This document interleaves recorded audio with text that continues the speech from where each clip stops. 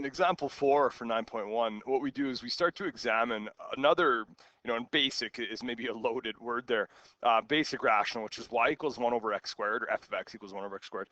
And what's really important is that this is similar to y equals 1 over x, but it is definitely a different, maybe family of rational functions. The most important, difference, I would argue, is one, it does grow much steeper, although we don't talk about that much in 30-1. The other big difference is that y is never negative. Because y is equal to 1 over x squared, if you put any value of x in there, you're going to get a positive number, because squaring any real number gives us a positive. And really importantly, that immediately drastically changes the function. Now, the domain hasn't changed. The domain of 1 over x squared is still x can't be equal to 0, and it's an element of the real. But now we would have to say the range is that y is greater than 0. It's still not equal to 0. Even though this graph doesn't do it justice, there is a horizontal asymptote at y equals 0, because 1 divided by nothing is equal to 0. Sorry, nothing's a bad choice there. You cannot divide 1 by a number and get 0. So in this particular graph, and I actually want to do h of x first, is we could actually rewrite this just a little bit. And I think it's important that when you look at something like h of x there, I think it's actually much simpler to write this as -1 over x plus 4 squared, and then plus 6 on the outside of that.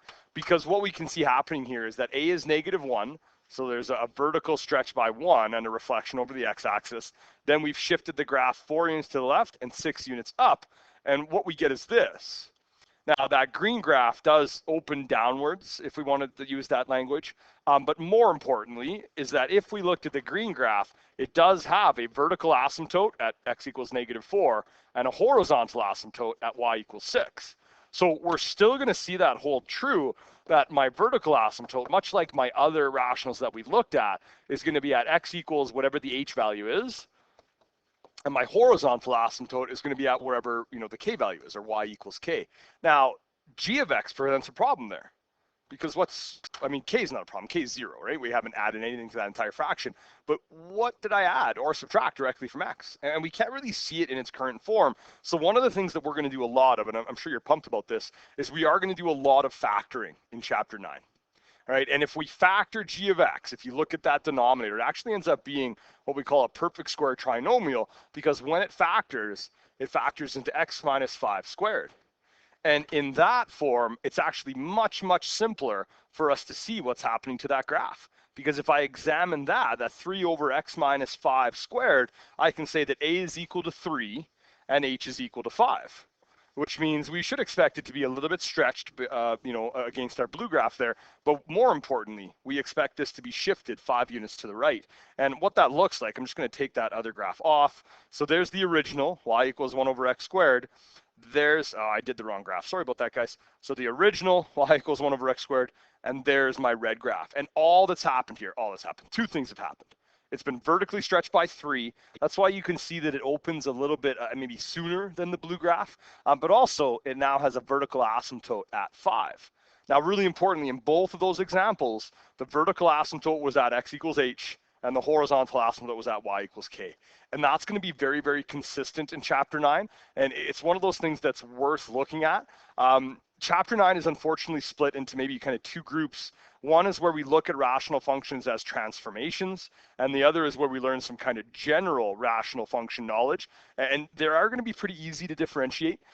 When you can manipulate it so that the variable is only in the denominator, you're going to do it as a transformation. And when you can't, you're going to do it using kind of your general rational rules, which we'll get to. Before we do, though, much like we did in example 1, I believe, we're going to look at some of the characteristics of this graph, because really what's important in chapter 9 is to be able to talk about some of these very important concepts when it comes to a rational. So if we look at y equals, or f of x equals 1 over x squared, x can't be 0. And again, I'm going to put that bar there because it drives me nuts. The behavior near the non-permissible value is that y is becoming very large. Now, one of the things that they didn't have to do here is they don't need that absolute value there. Because if you remember, y equals 1 over x squared, I'm just going to draw a pretty bad version over here. Y equals 1 over x squared looked like this. And on both sides of 0, we can see that my graph is going upwards. It's becoming very large on both sides. You don't need the absolute value there, but it's not a bad idea to include it. The end behavior, as the absolute value of x becomes very large, so that's to the right or to the left, y is approaching 0. The domain is just that x can't be 0 and everything else is okay. The range is different though. If you think about, the example 1 and 2, it was just y can't be 0. Well, certainly y can't be 0 still, but it can be everything above.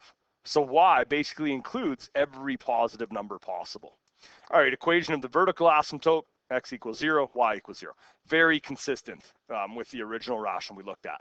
Now, remember that we manipulated that, so it was 3 over x minus 5 squared. So my non-permissible value becomes that x cannot be, that meant to be in black, cannot be equal to 5. And again, that's the value of the variable that makes your denominator 0.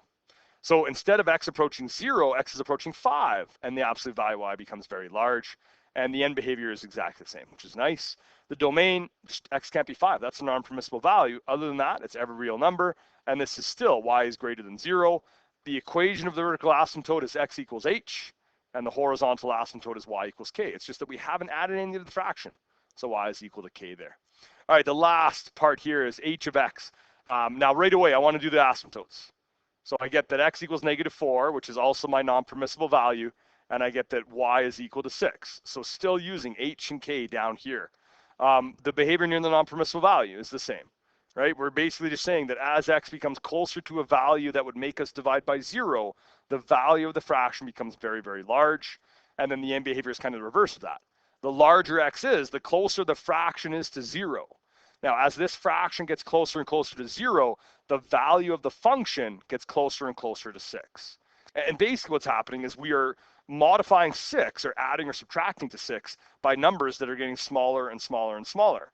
So as we go to the extreme, I'm just going to bring up that graph one more time here. As I go to the extreme right or the extreme left, the value of the function is approaching 6 because the fraction is approaching 0.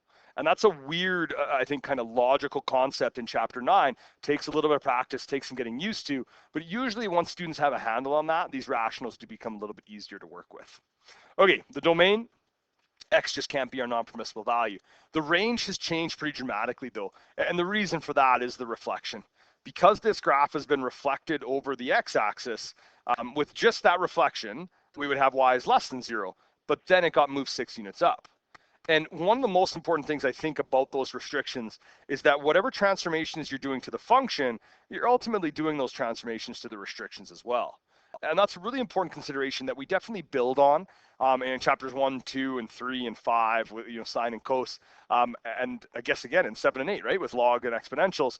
And hopefully this will make you sad. This is really the last chapter this year where we're going to talk about transformations.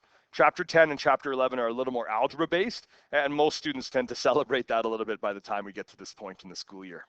All right, that's example 4, one left in this 9.1 section.